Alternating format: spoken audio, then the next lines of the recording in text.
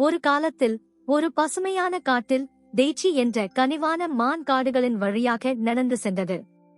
ஒரு நாள் அவள் ஒரு மெல்லிய கிண்டல் சத்தத்தை கேட்டாள்.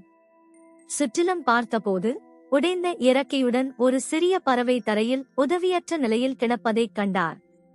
அந்த பறவை, தயவு செய்து எனக்கு உதவுங்கள் கனிவான மான்.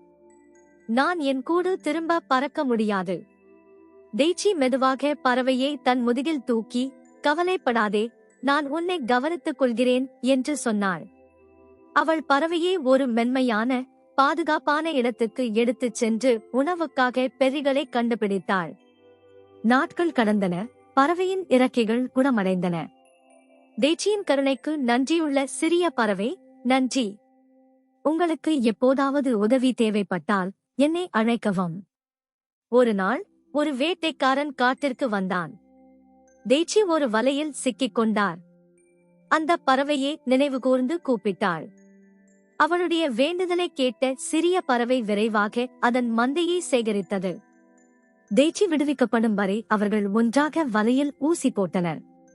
அந்த நாளிலிருந்து காட்டு விலங்குகள் கருணை எப்போதும் உங்களிடம் திரும்புவதற்கான வழியை கண்டுபிடிப்பதை அறிந்தன. ஒழுக்கம். ஒரு சிறிய கருணை நீண்ட தூரம் செல்லும்.